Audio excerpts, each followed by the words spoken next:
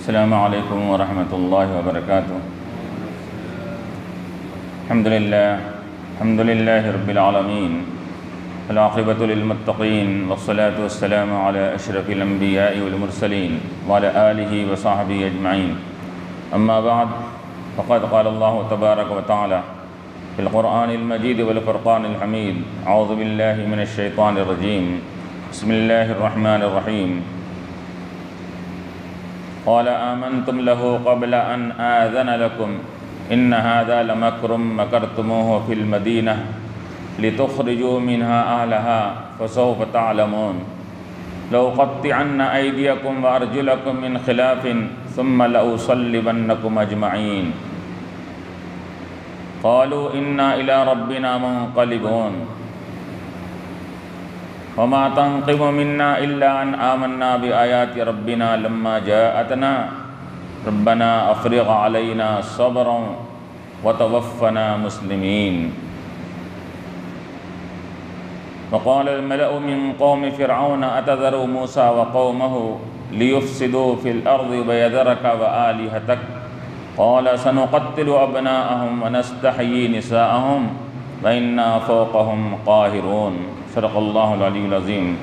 قال تعالی فی مقام آخر فی شأن حبیبہ الکریم ان اللہ وملائکتہ یصلون علی النبی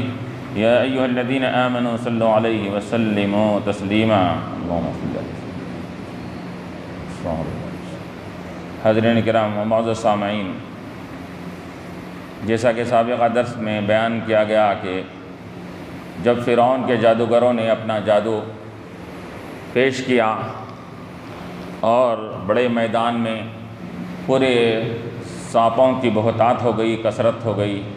تو موسیٰ علیہ السلام نے اپنی لکڑی عصا کو ڈالا تو ان کی لکڑی اور عصا نے ان تمام سانپوں کو کھا لیا، نگل گیا۔ اور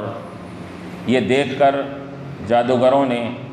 کہ یہ قوت اور طاقت کسی انسان کی نہیں ہو سکتی، یہ قوت اور طاقت من جانب اللہ کی طرف سے قوت ہے، تو انہوں نے موسیٰ علیہ السلام کے رب پر ایمان لا لیا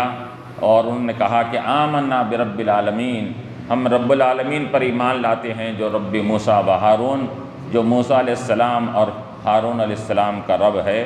انہوں نے ایمان قبول کر لیا اور دار ایمان میں داخل ہو گئے۔ کیوں؟ اس وجہ سے کہ وہ جادوگروں میں مہارت رکھتے تھے۔ انہوں نے جب دیکھا کہ ایک معمولی سی لکڑی کی یہ طاقت اور قوت ہے کہ وہ ہزاروں سانپوں کو نگلنے کے بعد بھی وہ لکڑی جیسے کہ ویسی ہے، جب موسیٰ علیہ السلام نے جب وہ لکڑی کو ہاتھ میں اٹھایا تو جتنی لکڑی تھی اتنی ہی باقی رہی۔ وہ سانپوں کو جو اس نے ہضم کر لیا، اس سے اس لکڑی میں کوئی اضافہ نہیں ہوا، تو انہوں نے سمجھا کہ یہ کسی انسان کی قوت نہیں ہے، یہ یقیناً زبردست قوت والے، طاقت والے، یہ کائنات کے بنانے والے کی قوت، اس کا عمل دخل اس کے اندر معلوم ہوتا ہے۔ انہوں نے ایمان قبول کر لیا۔ تو اب جب ایمان قبول کرنے کے ساتھ ہی کیا ہوا کہ ایک تو فرعون نے جب دیکھا کہ یہ اژدہا لکڑی اژدہا بن کر پوروں کو نگل لی اور فرعون کی طرف بڑھنے لگی، تو فرعون اور اس کے ماننے والے بھاگنے لگے، بھگدڑ مچ گئی۔ بلکہ یہ بھی بیان کیا گیا کہ کئی لوگوں کی وہاں موت بھی واقع ہو گئی بھگدڑ میں۔ چنانچہ وہ اپنے محل اور اپنے مقام پر جا کر جب کیا ہوا، انہیں سانس لیا اور وہاں پر جا کر اس کو سکون جب ملا، تو اس کے بعد اس کو معلوم ہوا کہ جادوگروں نے موسیٰ علیہ السلام پر ایمان لا لیا۔ تو اب وہ تمام جادوگروں کو اپنے دربار میں طلب کیا کہ پورے جادوگروں کو یہ ہمارے دربار میں طلب کیا جائے۔ تو چنانچہ پورے جادوگروں کو دربار میں جب طلب کیا گیا، تو اب آگے کی آیات میں جو میں نے ابھی تلاوت کیا ہے اس میں اس کا ذکر آ رہا ہے کہ فرعون نے کیا کہا جادوگروں سے، کہ بلکہ روایت میں آتا ہے کہ جادوگر جو تقریباً کئی ہزار جادوگر تھے اس کے اندر، وہ لوگ بھی ایمان لا لیے۔ ان کے ایمان لانے کے ساتھ ہی بنی اسرائیل کے قوم کے لاکھوں لوگ ایمان لا لیے۔ کہ جب لاکھوں لوگ ایمان لا لیے تو اب یہ فرعون نے دیکھا کہ میرا معاملہ یہ بڑا کمزور ہوتے جا رہا ہے، تو اب انہیں فی الواقعی تو وہ ڈرپوک تھا، وہ ڈر کے مارے تو بھاگ گیا وہاں سے، لیکن اب اپنے قوم کے سامنے اپنی ذرا بقا اور اپنی ذرا بہادری کو باقی رکھنے کے لیے اس نے ایک پلان بنایا اور پوروں کو اپنے دربار میں طلب کیا اور جادوگروں کو بلا کر ان سے کہا کہ قال آمنتم لہ قبل ان آذن لکم، کہ کہا کہ کیا تم لوگ موسیٰ علیہ السلام پر ایمان لا لیے؟ قبل ان آذن لکم، میری اجازت سے پہلے، میرے سے پوچھنے سے پہلے تم نے ان پر ایمان لا لیا؟ کیوں؟ اس کو یہ دعویٰ تھا کہ جتنے بھی مصر میں رہنے والے میرے حکومت کے تحت رہنے والے ہیں، میرے بندی ہیں، میرے غلام ہیں، میرے بندے ہیں، مجھے رب ماننا اور مجھے اپنا آقا اور بڑا ماننا اور میری اجازت کے بغیر کوئی کام نہیں ہونا۔ تو تم لوگ اتنا بڑا کام میری اجازت کے بغیر کر لیے تم لوگ؟ آمنتم لہو، کیا تم نے ایمان لا لیا موسیٰ پر؟ قبل ان آذن لکم، میری اجازت سے پہلے؟ کچھ بھی چیز تم کو اگر پوچھنا ہے، کچھ کرنا ہے تو میری اجازت کی ضرورت ہے۔ جس طرح کے اپنے ماتحت جو ہوتا ہے، کوئی کام کرتا ہے تو اپنے اوپر والے سے اجازت لے کر کرتا ہے، تم سب میرے ماتحت ہو، بلکہ ماتحت ہی نہیں ہو بلکہ تم تو میری ربوبیت کا اظہار کرتے ہو۔ میں تم کو اپنا رب کہتا ہوں اور تم میری ربوبیت کے تحت تم رہتے ہو، تو تمہارا کام یہ تھا کہ تم مجھ سے اجازت طلب کرتے۔ پھر آگے کہا کہ ان ھذا لمکر مکرتموہ فی المدینۃ، یہ تو بڑا ایک مکر اور سازش دکھ رہی ہے، یہ چال دکھ رہی ہے جس کو تم نے کیا۔ کس سے کہہ رہا ہے؟ جادوگروں سے، اور وہ بنی اسرائیل کے ایمان لانے والوں کی طرف اشارہ کر کے کہتا ہے کہ یہ تم لوگوں کی چال معلوم ہوتی ہے۔ مکرتموہ فی المدینۃ، کیا یہ ایسا معلوم ہوتا ہے کہ موسیٰ علیہ السلام جب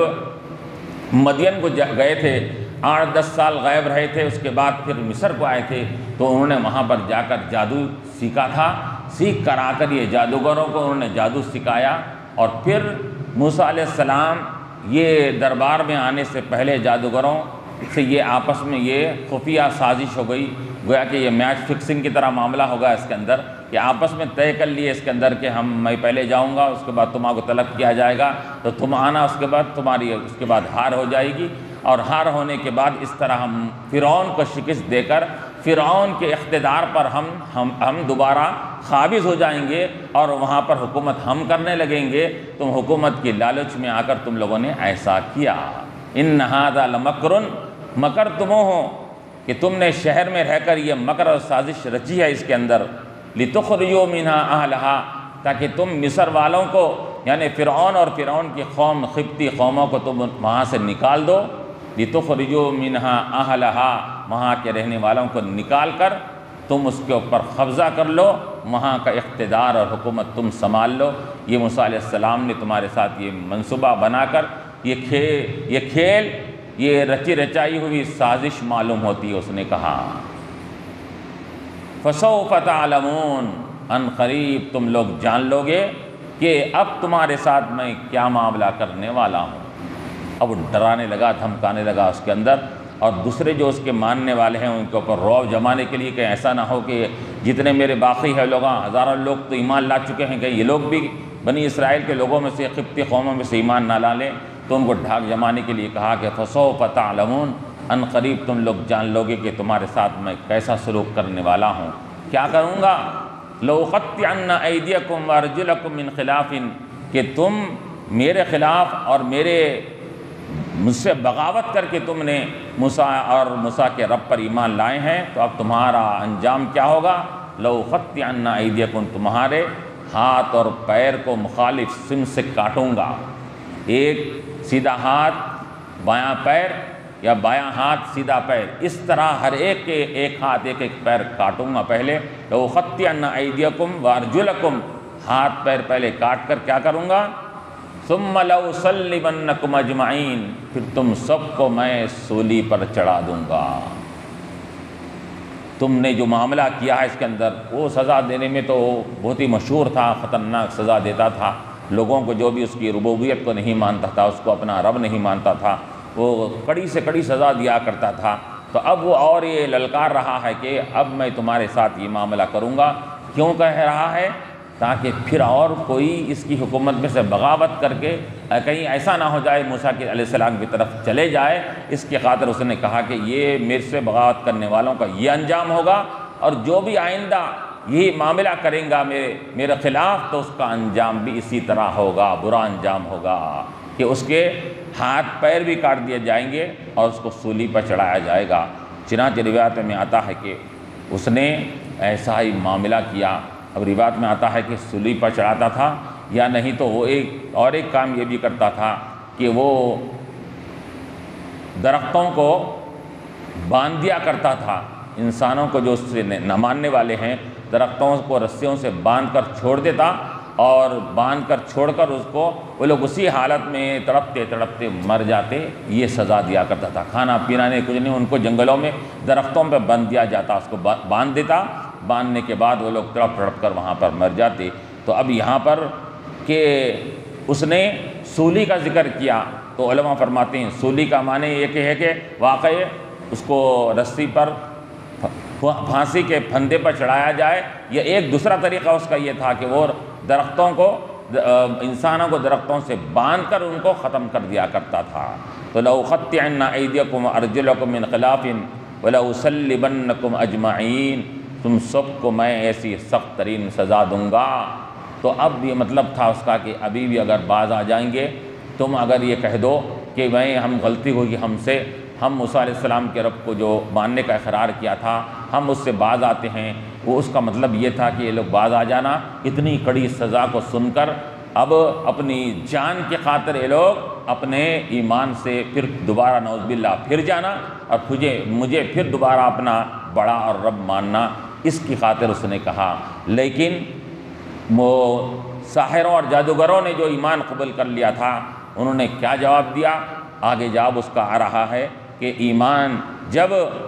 دل میں داخل ہو جاتا ہے، ایمان سے پہلے انسان کے اندر ڈر خوف ہوتا ہے، ایمان جب دل میں آ جاتا ہے تو کسی کا خوف اور ڈر باقی نہیں رہتا۔ ارے کسی کا خوف تو دور کی بات ہے، مرنے سے بھی نہیں ڈرتا انسان جب ایمان اگر صحیح معنی میں اس کے دل میں جاگزی ہو جاتا ہے۔ تو یہ جادوگروں کا بھی یہی عالم تھا کہ جب ان کو موسیٰ علیہ السلام کی صحبت کی وجہ سے ایمان کی توفیق ملی تھی، تو اب وہ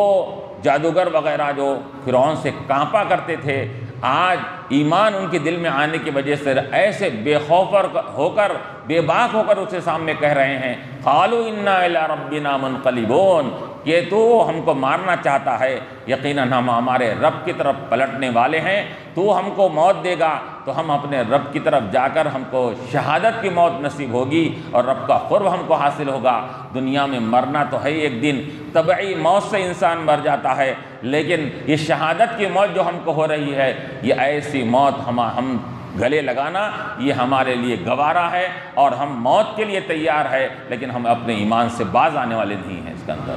قالوا انا الی ربنا منقلبون، ہم ہمارے رب کی طرف پلٹنے والے ہیں۔ مفسرین نے لکھا کہ جب اس نے یہ للکارا اور ان کو ڈرایا میں ایسا کروں گا، تو معاملہ ایسا یہ ہوا ان کے ساتھ کہ اللہ تبارک و تعالیٰ نے فرشتوں کے ذریعے سے ان کے سامنے جنت کو سامنے کر دیا، جنت کے محلات کو سامنے کر دیا، جنت کی نعمتوں کو ان کے سامنے کر دیا، اور وہاں کی زندگی کو سامنے کر دیا۔ تو یہ جادوگروں نے دیکھا کہ وہاں بیش بہا نعمتیں ہیں، اور جنت میں ہمہ اقسام کی وہاں پر یہ نعمتیں پائی جا رہی ہے۔ وہ نعمتوں کو دیکھ کر انہوں نے کہا کہ تو دنیا یا دنیا کی کیا ہے زندگی سے ڈرا رہا ہے، ارے ہم تو وہ دیکھ رہے ہیں کہ آخرت کی ابدی نعمتیں ہمارے سامنے موجود ہے، تو تیری یہ عارضی نعمتوں کو لے کر ہم کیا کریں گے؟ کہ یاد رکھ کہ ایک وقتی طور پر اگر تو تکلیف دے کر ہم کو موت دے رہا ہے، تو ہم کو دائمی اور ابدی ایسی زندگی ملنے والی ہے جو رب کا قرب بھی دلانے والی ہے، رب کا اور اللہ تعالیٰ کی نعمتوں میں بھی ہم کو اضافہ ہونے والا ہے اس کے اندر۔ تو انہوں نے کہا کہ انا الی ربنا منقلبون، ہم ہمارے رب کی طرف یہ پلٹنے والے ہیں۔ تو آج نہیں مارا تو چند سال کے بعد بھی ہم کو رب کی طرف جانا ہے، تو ہم مجرم بن کے جانے سے ہم رب کے مطیع اور فرما بردار ہو کر جانا ہمارے کو یہ پسند ہے۔ تو ہم یہ چاہتے ہیں کہ تیرے نافرمانی ہوئی کوئی بات نہیں، وہ خالق اور مالک کی نافرمانی نہ ہونے پائے جو خالق اور مالک نے تجھ کو بھی بنایا اور ہم کو بھی بنایا ہے۔ انا الی ربنا منقلبون۔ اور پھر آگے انہوں نے کہا کہ وما تنقم منا الا ان آمنا بآیات ربنا لما جاءتنا، کہ تو ہم سے انتقام کیوں لے رہا ہے، تو کیوں ہم سے بدلہ لے رہا ہے، کیوں ہم کو سزا دینا چاہتا ہے، سوائے اس کی اور کوئی بات نہیں کہ الا ان آمنا بآیات ربنا، کہ ہم ہمارے رب کی آیات اور نشانیوں پر اس کے اور نبی کے معجزات پر ہم نے ایمان لایا، تو رب پر ایمان لانے کی وجہ سے تو ہم کو انتقام لے رہا ہے، رب پر ایمان لانے کی وجہ سے تو ہم کو سزا دینا چاہتا ہے۔ وما تنقم منا الا ان آمنا، ہمارے ایمان کی بنیاد پر تو ہم سے انتقام لے رہا ہے، بآیات ربنا لما جاءتنا، ارے ہم غفلت میں پڑے ہوئے تھے، تیرے بہکائے میں آئے ہوئے تھے، لما جاءتنا، جب موسیٰ علیہ السلام ہمارے پاس اللہ کی آیات اور نشانیاں لے کر آئے تو ہم کو اللہ کی آیات پر یقین ہو کر ہم نے اللہ پر ایمان لا لیا۔ اب غفلت سے ہم نکل کر رب پر ایمان لا چکے ہیں ہم، رب اور الا ان آمنا بآیات ربنا لما جاءتنا، پھر آگے اس نے ان لوگوں نے کہا کہ یقیناً ہم جب ہمارے سامنے ہدایت واضح ہو چکی تو ہم ایمان لا چکے ہیں اور ہم اپنے ایمان سے باز آنے والے نہیں ہیں۔ اور انہوں نے کیا کیا، فرعون کے سامنے سب جادوگروں نے سجدے میں جا کر رب تبارک و تعالیٰ سے دعا فرمائی کہ اے باری الہ، یہ نازک گھڑی ہے، یہ آزمائش کی گھڑی ہے، یہ امتحان کی گھڑی ہے، یہاں ایک طرف انہیں جان کے لالچ دلا رہا ہے اور اپنی زندگی کے لالچ دلا کر کہہ رہا ہے کہ اگر زندگی تم کو ہونا ہے، زندگی چاہتے ہو، اگر دنیا میں رہنا چاہتے ہو تو میری بات مانو، ایک طرف زندگی ہے اور ایک طرف ایمان ہے۔ تو انہوں نے دعا فرمائی، کیا دعا کی، قالوا ربنا افرغ علینا صبرا وتوفنا مسلمین، اے بار الہ، ربنا، اے ہمارے رب، اے ہمارے پالنہار، افرغ علینا صبرا، ہمارے اوپر صبر کو انڈیل دے، صبر کو ہمارے اوپر بہا دے، ایسا کہ کیونکہ یہاں چھوٹا موٹا صبر کرنا نہیں ہے، یہاں پر یہ بڑی کڑی سزا دلانے والا ہے، اور بڑی کڑی سزا کا انہیں یہ مشہور ہے کہ بڑی کڑی سزا دیتا ہے، لوگوں کو تڑپا تڑپا کر مارتا ہے۔ تو ایسے مصیبت کی حالت میں انہوں نے کیا کہا، صبر کی توفیق دے نہیں کہا، صبر کو انڈیل دے ہم کے اوپر، تاکہ انہیں جتنی تکلیف دے وہ تیرا صبر ان تکلیفوں کے اوپر غالب آ جائے، صبر غالب آ جائے، ان کی تکلیفیں ان کے اندر مغلوب ہو جائے، تو ہمارے اوپر افرغ علینا صبرا، صبر کو انڈیل دے، صبر کو بہا دے ہمارے اوپر، ربنا افرغ علینا صبرا وتوفنا مسلمین، اور ہم کو ایمان کی حالت میں، اسلام کی حالت میں ہماری موت عطا فرما۔ انہوں نے دعا فرمائی، وتوفنا، ہماری وفات دے، ہم کو دنیا سے ہمارا یہ جانا ہم کو نصیب ہو تو ایمان کی حالت میں ہو اور اسلام کی حالت میں ہو۔ یہ دعا انہوں نے کی، اور یہ دعا یہ انبیاء علیہ السلام نے بھی کیا، یہ بڑے بڑے جلیل القدر انبیاء اور رسولوں نے بھی کیا، اور اولیاء اللہ نے بھی ہمیشہ دعا کی ہے۔ اور توفنا مسلمان والحقنا بالصالحین، یہ کس کی، انبیاء علیہ السلام کی دعا ہوا کرتی تھی کہ ہم کو اسلام کی حالت میں موت دے، والحقنا بالصالحین، اور ہم کو نیک لوگوں کے ساتھ ہمارا شمار فرما اس کے اندر۔ تو چنانچہ جادوگروں نے بھی اسی طرح دعا کیا کہ ہم پر صبر کو انڈیل کر ہمارے کو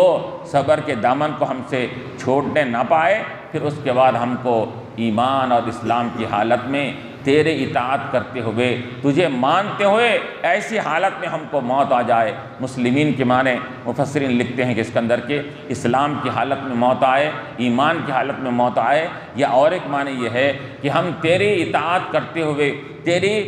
اطاعت و فرمانبرداری کرتے ہوئے رہیں اور ہماری موت آ جائے، ہم کوئی نیکی کا کام کرتے ہیں، موت آ جائے، زبان پر کم سے کم زبان پر کلمہ ہے اور تیرا ذکر جاری رہے اور موت آ جائے، ہم کو ایسی موت نصیب فرما۔ انہوں نے دعا فرمائی، افرغ علینا صبرا وتوفنا مسلمین۔ تو چنانچہ اب کیا ہوا کہ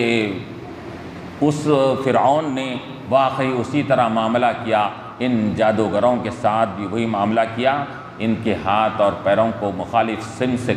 کٹوایا، اور کٹوانے کے بعد ان کو سولی پر چڑھا دیا۔ اب یہ معاملہ ہونے کے بعد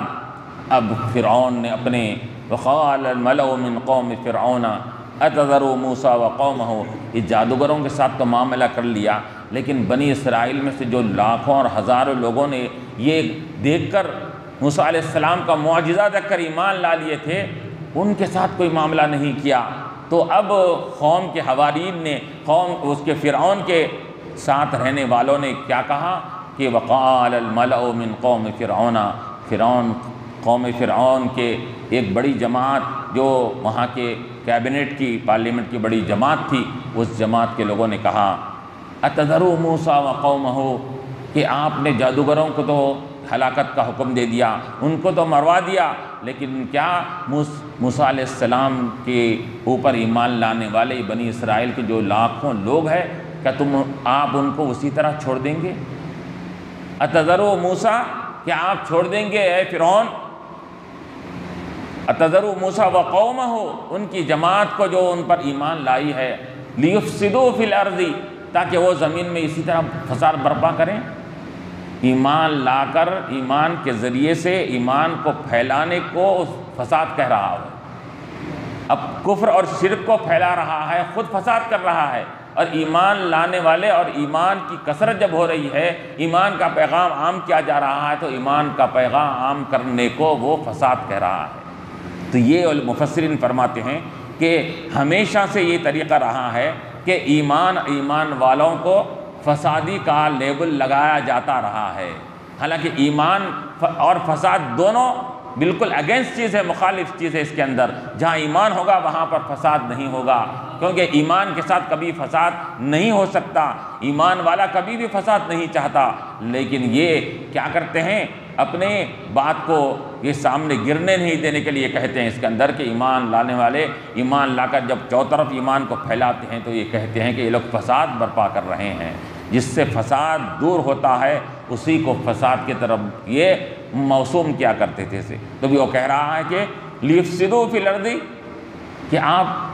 بنی اسرائیل کے ایمان لانے والوں کو تو چھوڑ دیے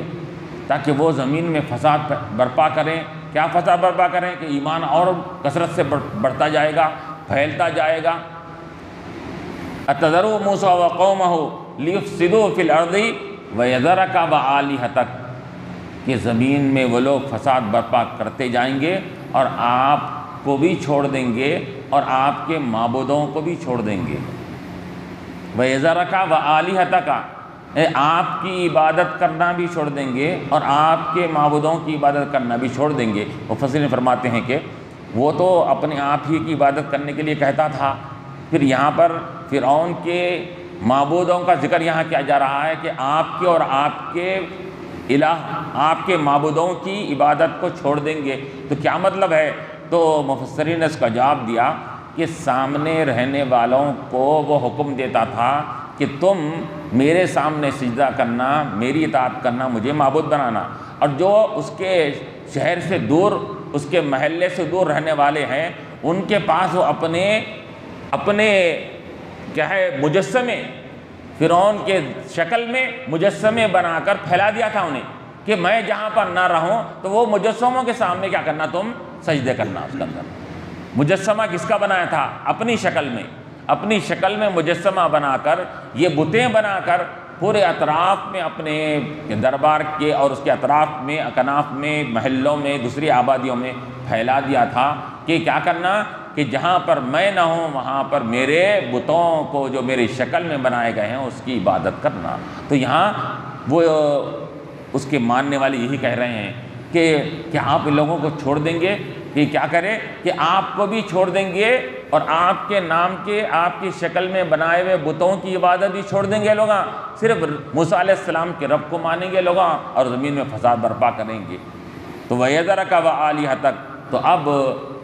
فرعون نے کیا کہا، قَالَ سَنُقَتِّلُ أَبْنَاءَهُمْ وَنَسْتَحْيِي نِسَاءَهُمْ، تو اس نے کہا کہ ٹھیک ہے، اب ہم ایک کام وہ کریں گے جو کام پہلے بھی ہم کر چکے ہیں، اور کیا کہ موسیٰ علیہ السلام کی جب پیدائش کے بارے میں نجومیوں نے کہا تھا کہ ایک بچہ پیدا ہونے والا ہے، تمہاری حکومت کو خطرہ ہے، تو اس وقت بھی ہم نے قتل عام کرایا تھا، بچوں کو قتل کرا دیا تھا۔ اب ہم پھر اس کے بعد چند دن کے لیے، چند سال کے لیے رک گئے تھے، اب ہم پھر وہی کام کریں گے کہ بنی اسرائیل میں سے جن لوگوں نے کیا ہے؟ موسیٰ علیہ السلام ان کی قوم پر ایمان، موسیٰ علیہ السلام اور ان کے رب پر ایمان لایا ہے، تو وہ موسیٰ علیہ السلام کی بنی اسرائیل قوم کو ساتھ یہ معاملہ کریں گے کہ ان کے بچوں کو بھی ہم چن چن کر گھروں میں سے ہلاک کر دیں گے، پھر دوبارہ ہم اپنا یہ مشن کو اب جاری کریں گے۔ قال سنقتل ابناءہم، ہم ان کے بچوں کو، لڑکوں کو، ان کے لڑکوں کو ہم قتل کر دیں گے، ونستحیی نساءہم، اور ہم ان کی عورتوں کو زندہ باقی رکھیں گے، تاکہ عورتیں بغیر مردوں کے جب ہو جائیں، مجبور اور محتاج ہو کر ہمارے پاس آ جائیں، اور ہم ان کی خدمت لے کر اور ہم ان کو اپنے پاس خادم بنا کر رکھیں گے، کیونکہ مرد جب نہیں رہیں گے تو عورتیں مجبور ہو جائیں گی، تو لا محالہ مجبور ہو کر ہمارے پاس آئیں گی، تو ہم ان کو باندھی بنا کر، قیدی بنا کر ہم ان کو اپنے پاس رکھ لیں گے۔ یہ ہم اب دوبارہ یہ پلان ہم جیسا پہلے کرے تھے اسی طرح کریں گے۔ اس نے اپنے لوگوں کے سامنے اس نے یہ کہا کہ قال سنقتل ابناءہم ونستحیی نساءہم، تو وَإِنَّا فَوْقَهُمْ قَاهِرُونَ، اور یقیناً ہم ان لوگوں پر آج بھی غلبہ رکھتے ہیں، آج بھی یہ ہماری حکومت کے تحت ہیں، یہ کچھ بھی چون چرا نہیں کر سکتے، ہم یہ کام کرنا چاہیں تو ہم کو اس کام سے کوئی روک نہیں سکتا، ہم ان کے اوپر آج بھی غالب ہے، جیسے پہلے غالب تھے آج بھی ان کے اوپر ہم غالب ہے، اور ہم غالب جب ہیں تو ہم ان کے ساتھ یہ معاملہ کریں گے، کیا کریں گے کہ ان کے بچوں کو ہم ختم کروا دیں گے۔ تو حالانکہ مفسرین فرماتے ہیں کہ وہ جس کو مشورہ دے رہا ہے، جس کے سامنے جو لوگوں نے مشورہ دیا تھا، اس سے جو بات کہہ رہا ہے، تو وہ ان کے اندر یہ دم نہیں تھا کہ وہ پلٹا کر اس کو جواب دے سکے کہ اے فرعون، تو نے پہلی مرتبہ جو سازش کیا تھا تو کیا بتا کہ اس میں کامیاب ہوا؟ تو اس نے یہ سازش کیا تھا کہ بچوں کو، لاکھوں بچوں کو مروانے لگایا تھا انہیں، کس کی خاطر؟ تاکہ موسیٰ پیدا نہ ہو، بلکہ موسیٰ علیہ السلام، ایک بچہ پیدا ہونے والا ہے، تیری حکومت کو خطرہ ہے، اس کی خاطر لاکھوں بچوں کو مروا دیا۔ لیکن اللہ تعالیٰ کی حکمت عملی یہ رہی کہ وہ لاکھوں بچے مر گئے، جس سے خطرہ تھا اسی کو اللہ تعالیٰ نے باقی رکھا، باقی ہی نہیں رکھا بلکہ اس کے گھر ہی میں ان کی پرورش ہوئی، نشو و نما ہوئی اس کا۔ تو یہ پہلے اپنے پلان میں ناکام ہو چکا تھا، اس کے باوجود اب یہ لوگوں کے سامنے ڈھک ڈالنے کے لیے کہہ رہا ہے کہ اب ہم پھر دوبارہ اسی طرح کریں گے۔ تو گویا کہ وہ ان لوگوں کو، سامنے والوں کو یہ بات سجائی نہیں دی کہ جس کا پلان اور منصوبہ پہلی مرتبہ جب ناکام ہو چکا تو اس مرتبہ کیسے کامیاب ہوگا، ان کو یہ ذہن میں یہ بات نہیں آئی، اور کہنے لگا کہ وَإِنَّا فَوْقَهُمْ قَاهِرُونَ۔ اب چنانچہ اب پھر اس نے حکم دیا، کیا حکم دیا کہ اب جو بھی بچے بنی اسرائیل کے خاندانوں میں جنہوں نے موسیٰ علیہ السلام اور ان کے رب پر ایمان لایا ہے، اب ان کے گھروں میں جا کر چن چن کر ان کے بچوں کو قتل کر دیا جائے۔ پھر جیسا پہلے اس نے کہا تھا موسیٰ علیہ السلام کے پیدا ہونے کے وقت میں، اسی طرح اس نے کہا، اور کیا کہا کہ وَإِنَّا فَوْقَهُمْ قَاهِرُونَ، یہ کہہ کر اپنی ڈھاک جمانے کی کوشش کر رہا ہے اپنے لوگوں، اپنے سامنے والوں کے سامنے کہ لوگوں تم یہ سمجھ رہے ہو کہ میری قوت طاقت کم ہو گئی ہے، اِنَّا فَوْقَهُمْ قَاهِرُونَ، بے شک ہم ان کے اوپر آج بھی قدرت اور قوت اور غلبہ رکھتے ہیں، یہ آج بھی ہمارے مغلوب ہے، یہ کبھی بھی ہم پر غالب نہیں آ سکتے۔ یہ ایسے باتیں کہہ کر، یہ چکنی چپٹی باتیں کہہ کر وہ اپنے ان لوگوں کو